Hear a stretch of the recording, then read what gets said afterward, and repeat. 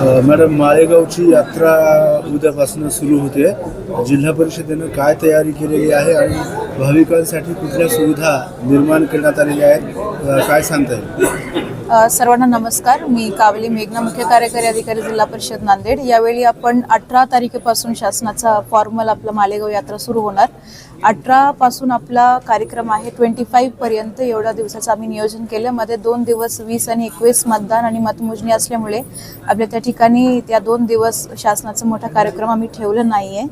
यावर्षी आमच्या जिल्हा परिषद सेस मार्फत आणि आपल्या पालकमंत्री महोदय आणि आमदार महोदय यांचा कॉर्पोरेशनमुळे आपल्या जे DPDC मधनं सुद्धा आपल्याला पैसे यावर्षी भेटलेले, त्यामुळे आम्हाला चांगल्या पद्धतीने नियोजन करण्यात आलेलं आहे. यावर्षी आपल्याला सर्वांना माहिती आहे की अतिवृष्ट झाल्यामुळे आपल्या लोहा तालुक्यामध्ये थोड्या तलावाचा प्रॉब्लेम झाला, ते सुद्धा आम्ही दुरुस्ती करून घेतलेलं आहे. यावर्षी आपण वॉशरूम फिरता जे वॉशरूम आहेत, स्पेशली महिला जे भाविक असतात आपल्याकडे, त्यांच्या देखील सुद्धा आम्ही फिरते जे वॉशरूम आहेत ते वाढवलेले आहेत. दरवर्षी 4 असतात, यावर्षी आम्ही 5 ते 6 करणार. आणि टँकरसुद्धा यावर्षी आम्ही जास्त लावलेलं आहेत की पाणीचा कोणताही प्रॉब्लेम होऊ नये.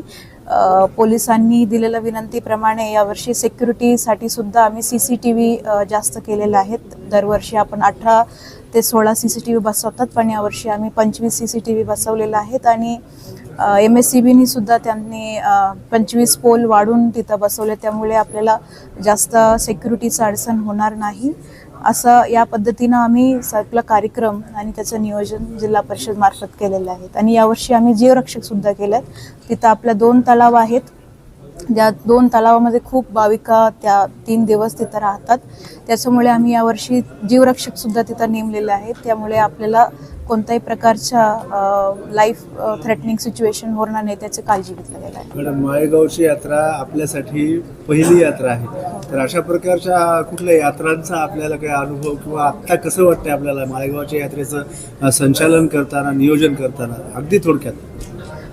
मला सांगताना खूप म्हणजे संतोष होईल हे विषय की आम्ही सुद्धा शेतकरी कुटुंबातून आल्यात आणि आमचे जे आई वडील आणि आजी आजोबा होते ते माळेगावला येत होते. आणि आता मला त्याविषयी माहिती नव्हतं, पण आता माझं पूर्ण कुटुंब सुद्धा माळेगाव पाहायला येणार, कारण आमचं नेहमी प्रत्येक वर्षी आम्ही येत होते आणि तिथून आमचं हे पशु वगैरे आम्ही खरेदी करत होते. त्यामुळे मला खूप सहभाग आणि आनंद वाटते. आणि हे माझं हे वाटते की यावर्षी मला तो नियोजन करण्याची संधी भेटली आहे.